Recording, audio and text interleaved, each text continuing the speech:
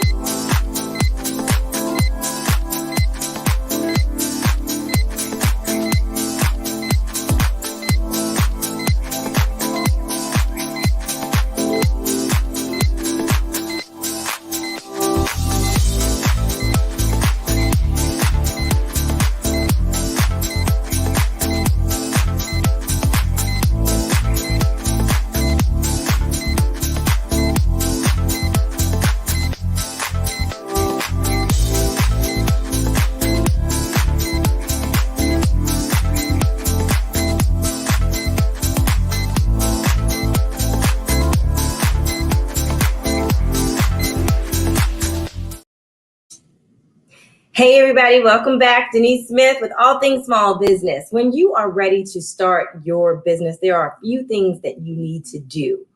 One is research, because you need to know who your customers are, who your competitors are, and all that good stuff, right? But you also need to write a business plan.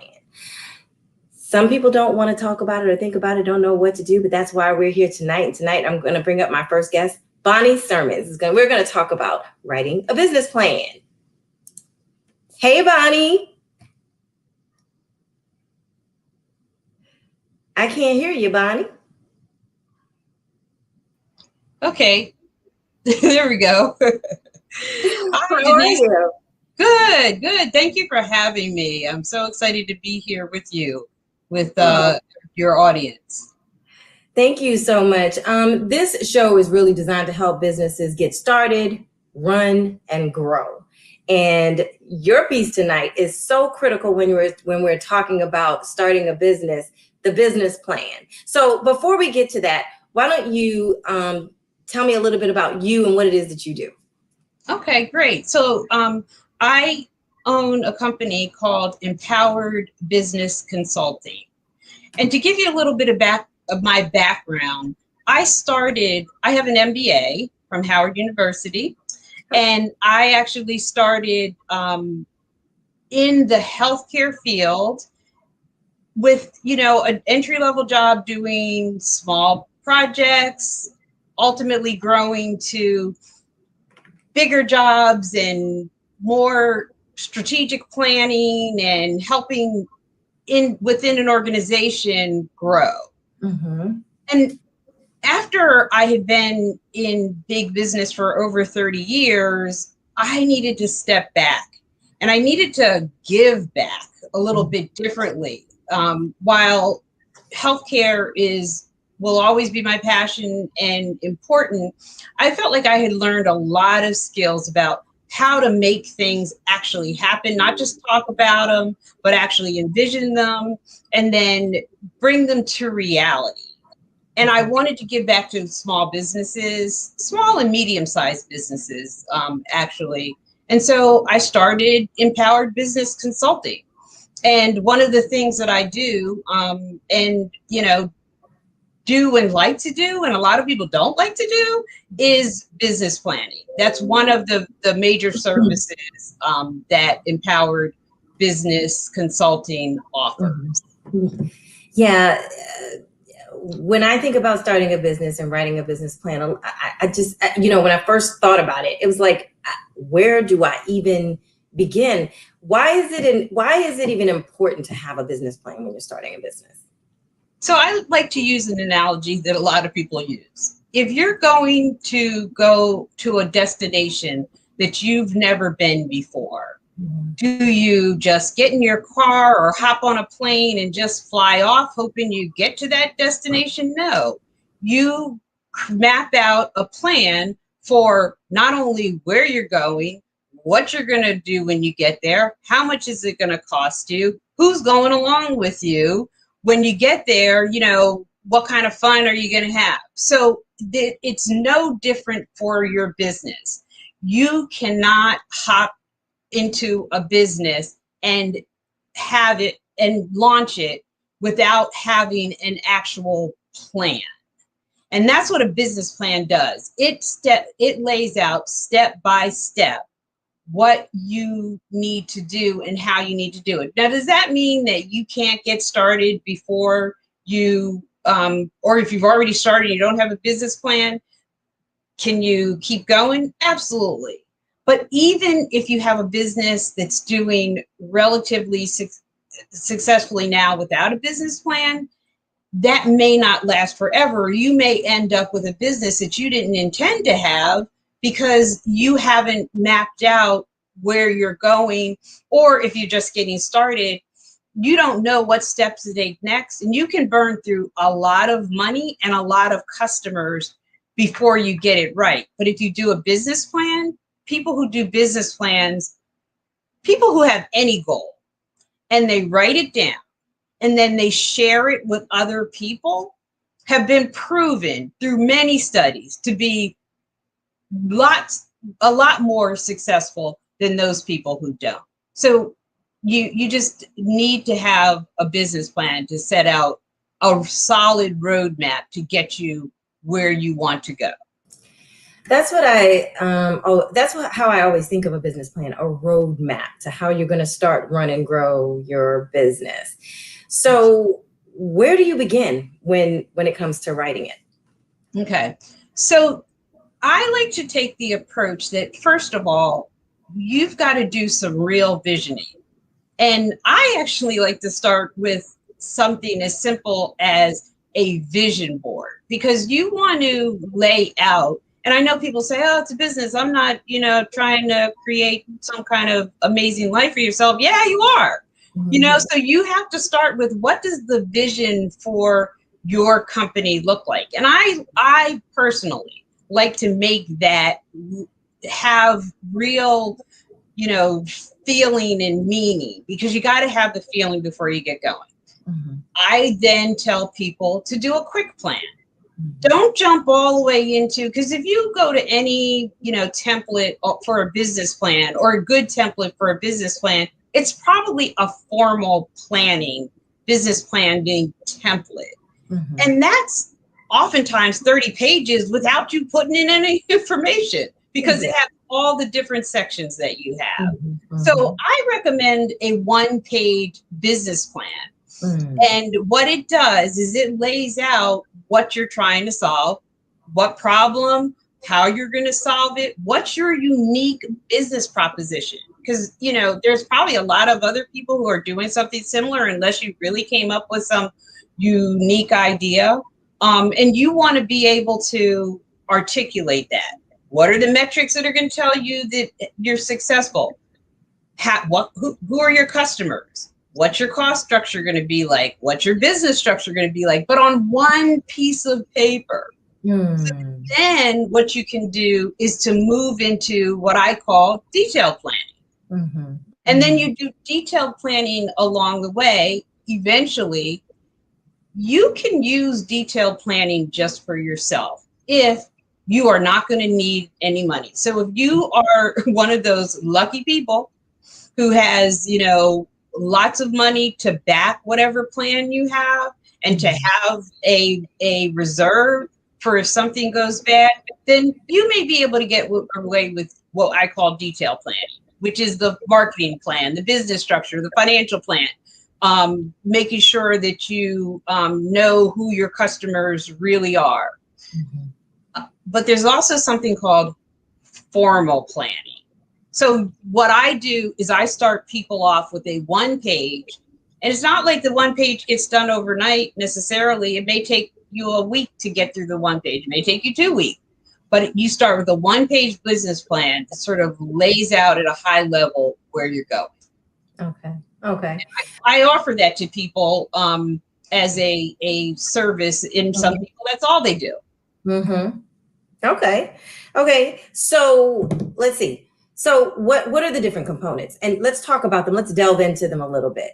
Okay. Because some of it, when we're talking about research, we don't know where to start or what to research or how to conduct it, Right, exactly.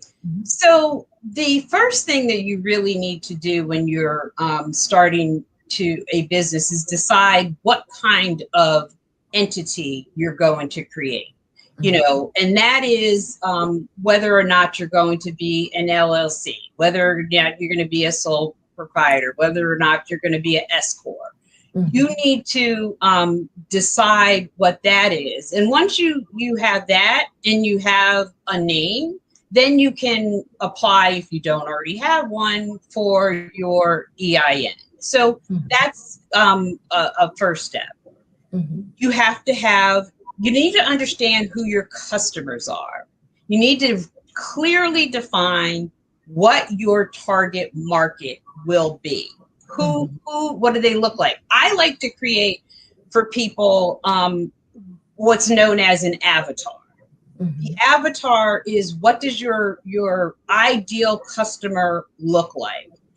Are they men? Are they women? Are they both? Are they, living in a certain type of community?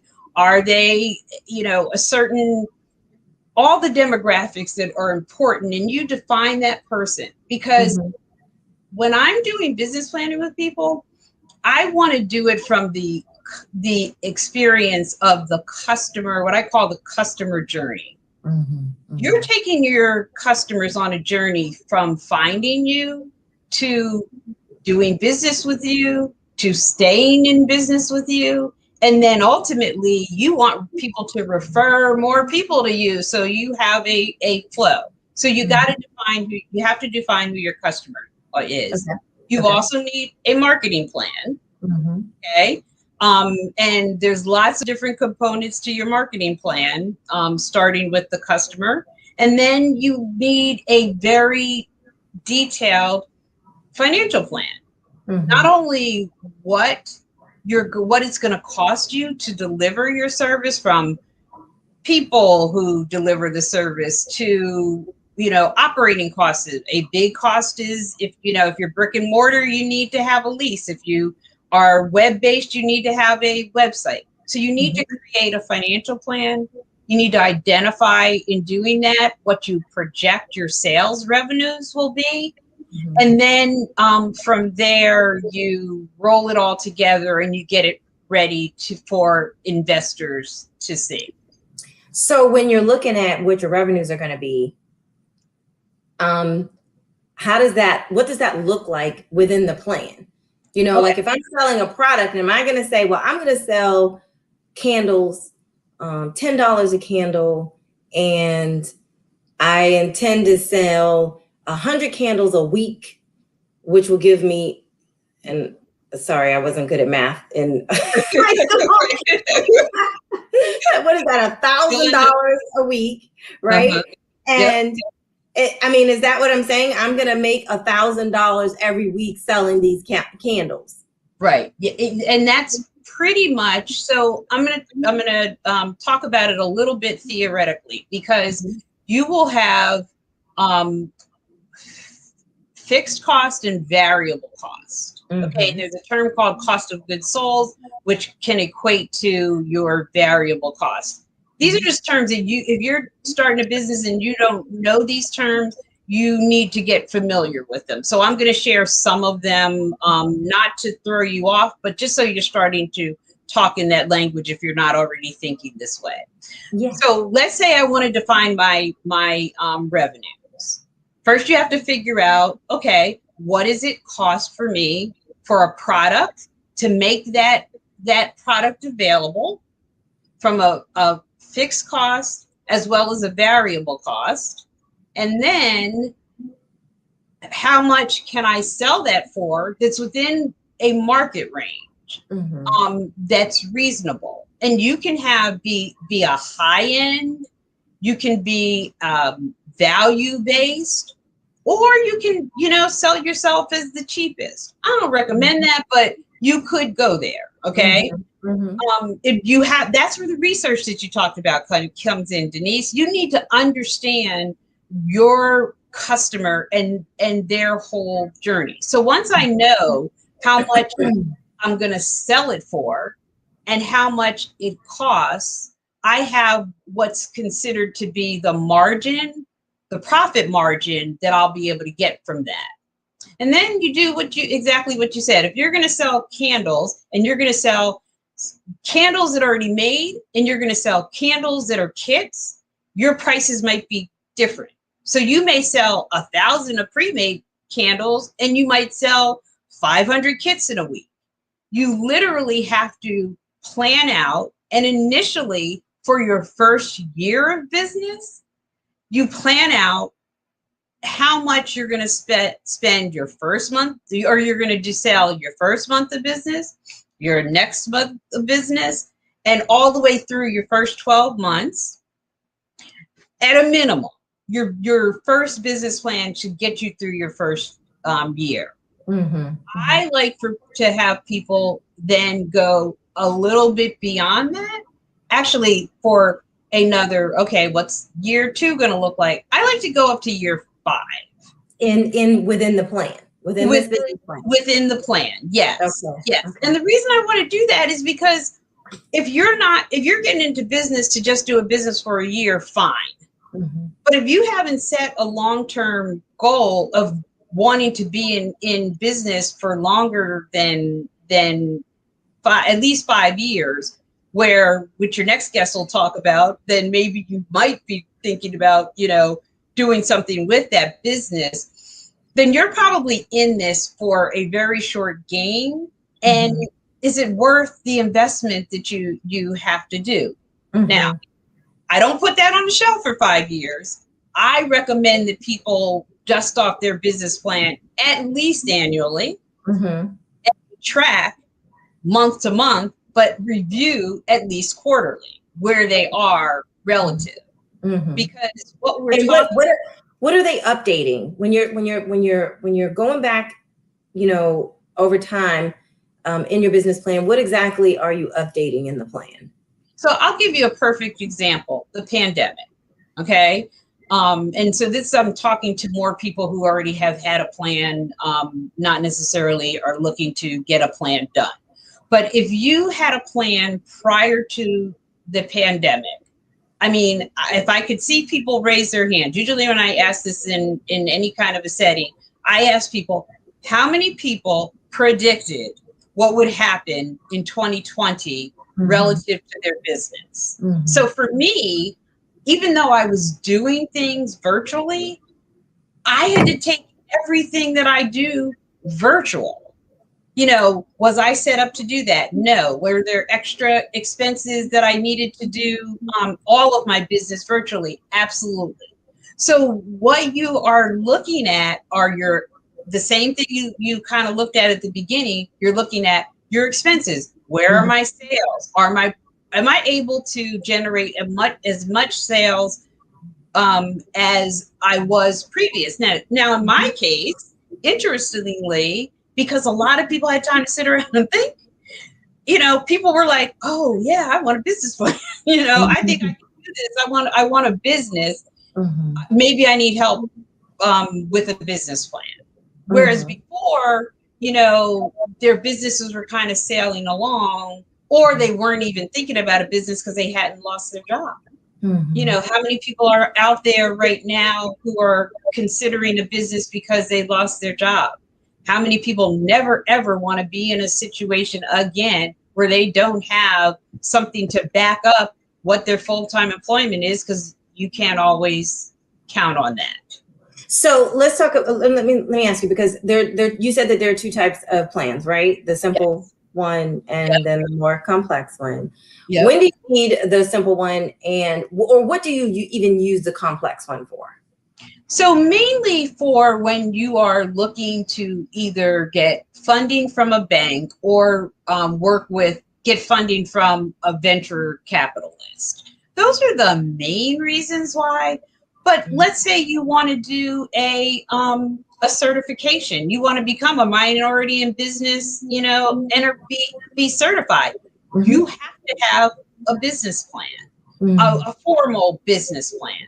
Mm-hmm. Now, I'm going to throw a term in here, not to throw this off because I know you need to get to your other guests, but there's a difference also between business planning and a strategic plan that gets you operating sort of day to day. I like people to have both when they're done, you know, because, and that's not necessary, you know, well, I do believe that they're necessary, but I realize that not everybody can, has the wherewithal to get all the way through initially. So what you need a formal business plan to really deal with investors, but I like the formal business plan because then it can become your strategic, it can lead to your strategic and your operating plan. And now not only do you have a roadmap on how to get yourself into business, you have a roadmap on how to make that business soar. Okay. So you're not thinking just about, you know, oh, I need to get the doors open, or I need to turn on the website. So I need to get the customers flowing in. Right. You need to then keep those customers, or you've wasted a bunch of money, like unless you have a very low cost business and or service that you know you can sell at a high volume. But those are the main reasons why you need a formal one. But I always believe that you need a detailed plan. Okay. Okay. So a formal plan looks nice and can go to a bank, a venture capitalist, to the organizations that do, you know, certifications. Okay. But the detailed plan you use to run your business and then to measure whether or not you're being successful. If you're not, you tweak it. Okay. Okay. And tweaking, okay. Bonnie, this is really good information. Where can people find you, or how can they get in contact with you to get, you know, to find out more information? So the best way to get in contact with me, so I get a better feel of what you're trying to accomplish, you would connect with me on my website, which is Empowered Business Consulting. Just like it's at empoweredbusinessconsulting.com. Okay. And then click on learn more. Now I am offering today, you know, and I offer the same 3 things. So I do levels of service. I can do a, you know, guide you one-on-one, guide you with other business owners in group training that results in a plan. Or some people say, look, I can't write that plan. And I meet with you, suck all the details out of you. It's still your plan, okay? But I do, or my team, someone on my team does the work to actually create the plan. But I always ensure that it's your plan, okay? It is, you know, I'm just helping you get there, but it's your plan. So, you know, please feel free to reach out to me. Now, if you want to call me directly, I'm going to give you my personal cell. It's 215-680-7030. What's most appreciated is if you go to the website, empoweredbusinessconsulting.com, fill out the form, and then I at least have some basic information about you, and we can, you know, hit the ground running, talking about what you want to accomplish. Okay. All right, Bonnie, thank you so much for coming on here and talking to me. That's such great information. All right. Thank you for having me, Denise. All right. You're welcome. Take care and have a good evening. Okay. All right. What a treat that was, right? Because we don't often know what goes into a business plan when we're ready to start our businesses. Before I bring on my next guest, I just want to let everybody know that there's going to be a free MBE training on April 10th from 10 a.m. to 11 a.m. That is Saturday, April 10th from 10 a.m. to 11 a.m. I am going to be talking to you about how to navigate the procurement process in Prince George's County. You can register. The information is right there. Register at mbetraining102.eventbrite.com. And I'll bring that back up again toward the end of the show. Okay, my next guest is going to talk to you about succession planning. We start, we run, we grow. We grow our business. And then at some point, there is a time where we have to turn over our business or close out our business. And that's what my next guest is going to talk about. And she is also my soror. I didn't mention before that Bonnie is our soror of the awesome sorority, Delta Sigma Theta Sorority Incorporated. Next up, Marcia Milton. Hey, Marcia. Hi, Denise. How are you? Good. How are you doing? I am fine. Great I've day. been, yeah, I know. It's been a beautiful day, but from my side of the house and where I've been working all day, all I saw was clouds. I've been on meetings with other people where I saw they had sunshine coming into their house, and my part of the house clearly wasn't facing the sun.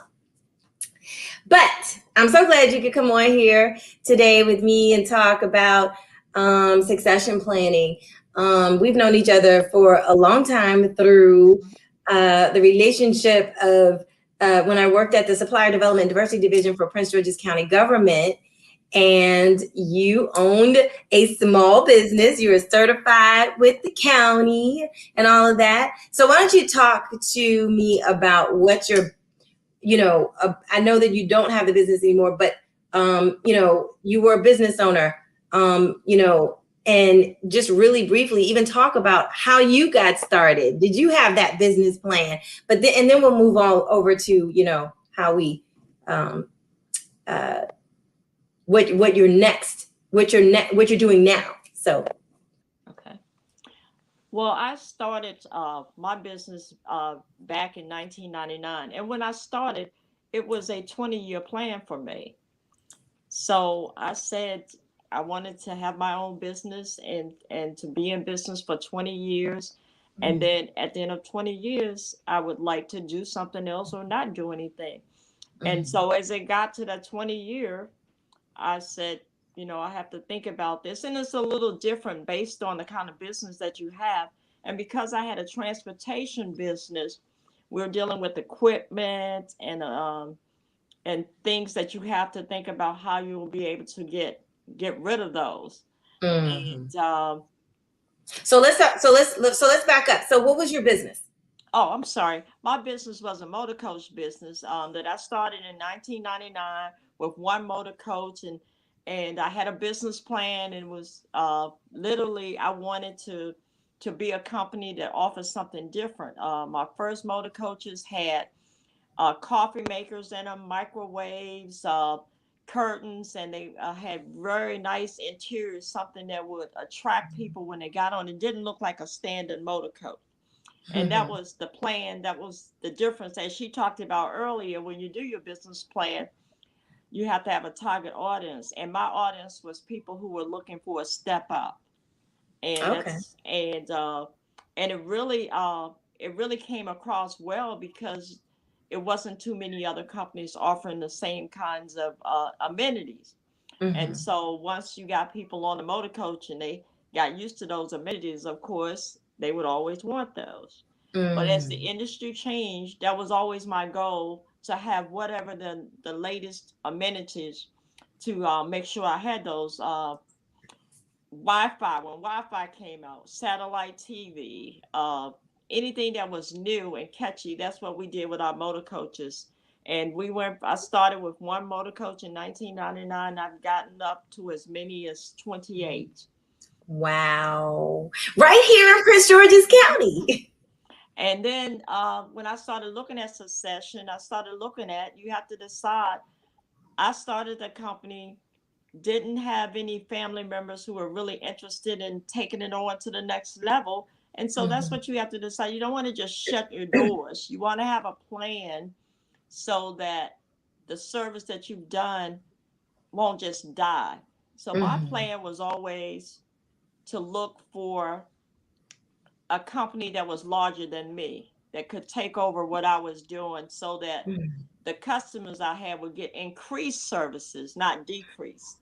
And so Mhm. I looked around and I was looking at companies that offered total transportation packages, from cars to limos and the party buses and everything that I did not have, so that when I transition out, there will be some place for the employees to go Mhm. and Mhm. some place for me to tell my customers, look at it this way.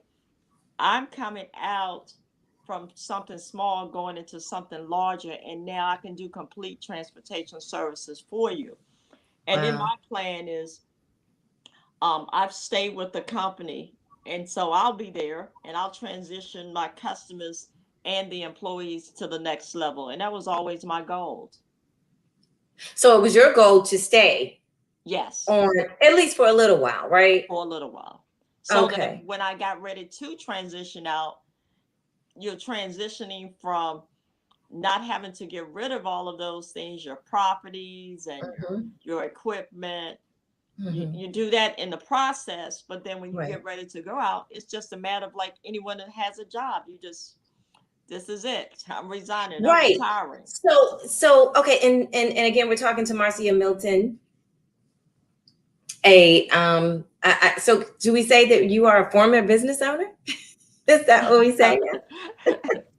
I guess we can say former, but I'm still in the business. Okay, yeah. We're talking to Marcia Milton about succession planning, what to do when it's time for you to close your business. Because so, and a lot of people don't think about this, right? They start, they run, they get off the, they're growing, and but they don't think about, like people who have full-time jobs, they end up thinking, oh, okay, all I have to do is retire. I'm gonna get my paperwork done, right? But you don't think about that as a business owner. What is, and so my question is, number one, this is something you have to do, right? You can't just say, okay, I don't want to do it anymore and don't come back, right? There are responsibilities that you have to take care of, right? Because if you don't take care of those responsibilities, you can actually get into trouble, right? You can, but in transportation, this is what happened. And I noticed other people, they just decided, okay, I'm not going to take any more calls. I'm going to service my clients up to, say, December 1st. I'm not going to take any more business after December the 1st. And then I'm just going to shut my doors. Mm-hmm. And I found a lot of people did that. But the problem with that is, once you shut your doors, if you don't have another income source, or Mm-hmm. an income source that matches to what you had before, you have to change your style of living, or Mm-hmm. then you're stuck with things like, okay, what am I going to do with this equipment now that it's not running? You can get rid Mm-hmm. of the insurances and it may be paid for, but you want to recoup your investment on that. You don't want to just shut the door and just leave it sitting someplace. And I Mm-hmm. found that a lot of people didn't have a plan, or in our industry, and it's sad, a lot of people just died with no plan. Hmm. And their company just closed. And I Mm-hmm. had gone to too many funerals, and I said, that's not going to happen to me. Right, right, right. And I guess, but are there some legal ramifications if you don't do it? If you don't do it, if you just shut the doors and just go home and never come back? There are, because if you've taken people's money and you've had trips planned, then you have a responsibility to those Mm-hmm. people. Now with the Mm-hmm. pandemic, it made it easier for some people because the business was slow and they didn't have bookings, so some people decided just to shut their doors. But the Mm-hmm. problem with that is, now you have equipment that you can't get any money for. Mm-hmm. You don't have a plan, and it just, it's not a good thing for a business. You want to go out on a good end, and you want to go out on a good end with your customers.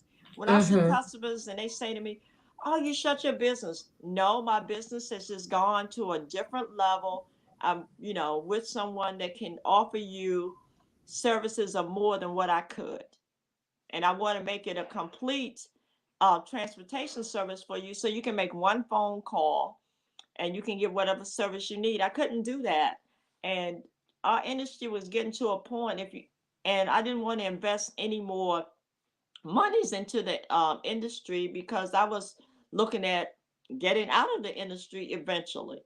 So the only way to satisfy that was to get with a company that could offer my customers, what they would need and grow with the future. Okay, so let's talk about the process for transferring your company over to someone else. What does that look like? The exchange of monies, agreements. Agreements, it's just like buying a house. Mm-hmm. You look around, you have a legal agreement, and you just lay it out, and you transfer over your equipment, ever how your agreement, and you can do it in different formats. You turn over your customer list. You can turn over all assets or main assets, and and that's just something you have to decide. But the value of a company that has been in business as long as mine is that I had developed a relationship with a lot of people. Mm-hmm. So for a company looking for something to grow, the opportune time is to merge or buy a company that already has a customer base, if that's what you want to grow into that area, and a proven track record. So you said it's like buying a house. So how do you know what the value of your business is? What does that look like? You look at your annual sales and say, if you have a business and you average $5 million worth of sales pre-pandemic, that's what you normally would do. And when you would go to someone, you was like, this is my client list. They would review that and look at, these are the trips, these are the contracts that I have. These are my clients. I do X amount of business per year with the school system. I do X amount with churches or whatever. And this is my list. And when they can look at your list and they can see that your customer base is very huge, that's something especially that you can bring to someone else, because if they knocked on the doors cold-hearted, they may not get a call back because they were like, well, I'm used to using first priority. Then I'm not looking for a transportation company. But if I call them up and say, this is what I'm doing, and they can find they still have the same, but you have to make sure they get the same service, the same kinds of equipment, and that things are not going to change, and they're only going to change for the better. So you really have can you make that a requirement in the sale of the company? You can negotiate those kinds of things that, and in my case, the employees went with the company. So that made it a lot easier on a transition, because the customers that you have, if you called up and you requested driver A and driver A is still here, and they get that driver and they get a nice piece of equipment, when they don't really notice a change. So those are the kinds of things that you talk about, because there will be some differences. People run their companies different, but you try to bring the best out of both of them and put it together to make a better product. And that's what you sell to the person when you're trying to go on, with something larger. And it's usually, my advice to people is, you sell to someone who's larger, because then you have more to offer your customers. Okay. That makes sense. It makes sense. I mean, they don't, you don't want to go in and say, well, I'm selling this is someone who doesn't have what I have, and people will, that's not to me, that's not a good way to do it. Not in my industry anyway. It might work for others. Because customers they want to know, will they have the capacity to do what you are doing? And what you need to sell is, they will have greater capacity. And that's how I sell it to my customers. What else is involved in the process of selling your company? Well, you just have to make sure it's a long process and it's not anything that's going to happen overnight, because it's a lot of things, especially for me, that I have been doing for like 20 years. And then I have to remember, oh, I don't have to do that anymore. Uh, someone will call up and say, oh, do you want to renew this? And then I'll think about, oh, I don't need to renew that anymore. And, it's those kinds of things, but things that you would just automatically do all the time and just think that you have to have. And then you realize that, and especially in my industry, when you go from a small company to a large company that has 24-hour staff and it's not you. And then I have to remember, I don't have to do that. Someone else does that. But when you're smaller, it's like you do everything. Wow. And, and I want to go back to, the fact that this should be done. Not only should it be done, but are there any implications, like tax-wise, government-wise, that if you do not close your business the right way, you can actually be penalized? Absolutely. So that's why it's not a process, and you have to have your lawyer involved. You have to have your accountants involved, because it's not a process that just happens overnight in our industry anyway. And it's, you have to make sure you close out accounts, and things that you no longer need and have to be responsible for. It's like, I say something for transportation, Easy Passes, where I had Easy Pass account with all the equipment. Well, I don't need that, so I can go and close that Easy Pass account off. Do you close it out, or do you can it be transferred to the new owner? In my case, you didn't need to do that. They already had it.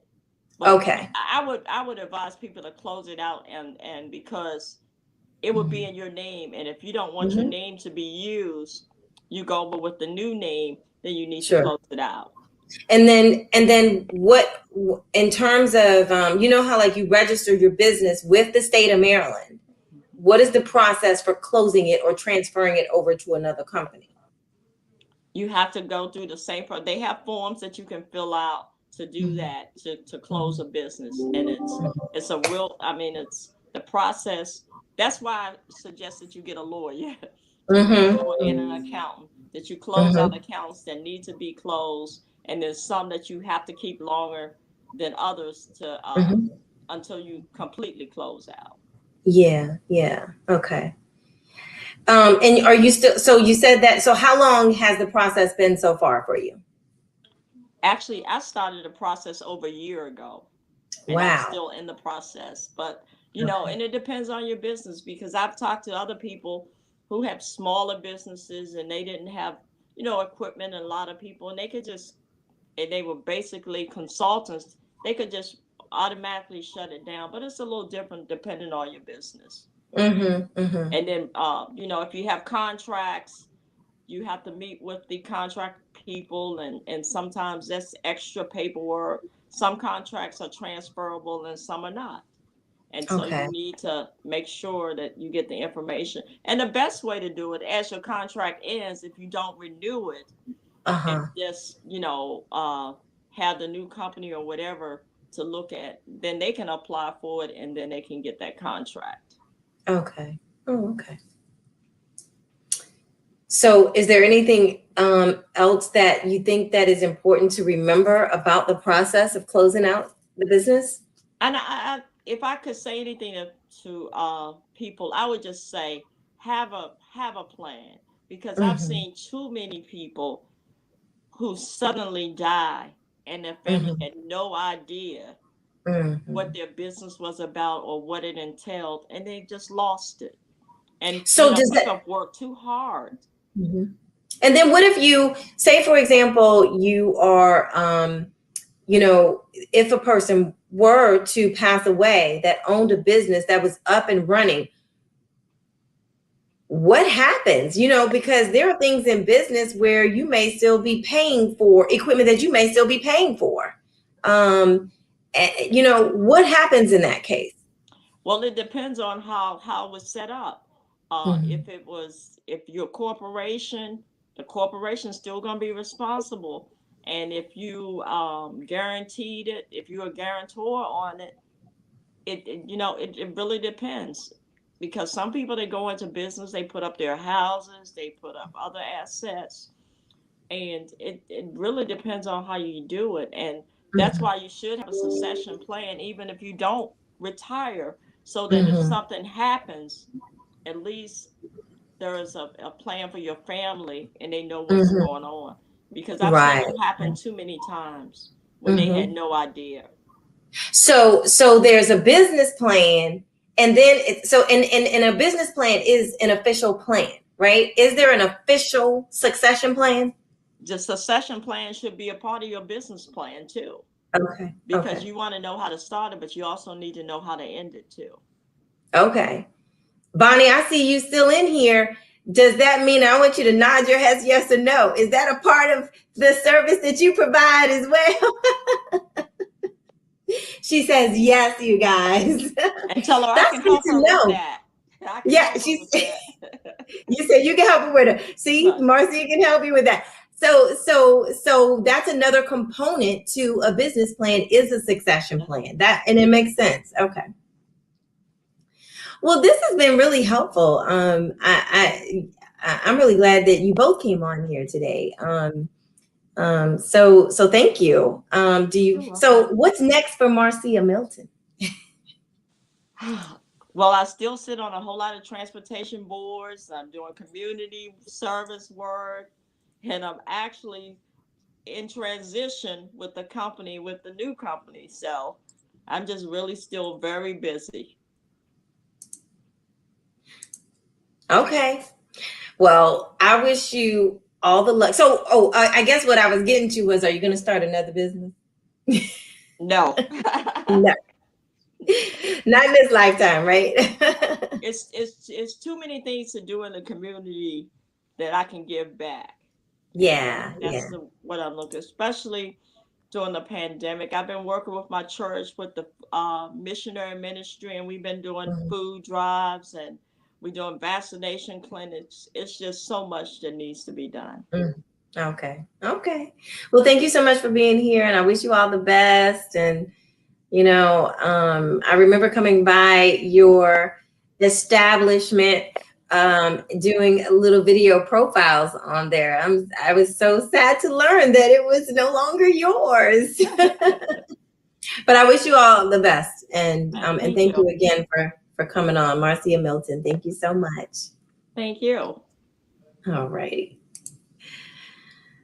Oh man, that was some really good information. I want to, that wasn't supposed to happen. So I just want to thank both of my guests, Bonnie Sermons and Marcia Milton, for talking to us about how to start and how to close. I mean, those are two very important things, a beginning and an end. We have to think about those things when, going into business, and it's important.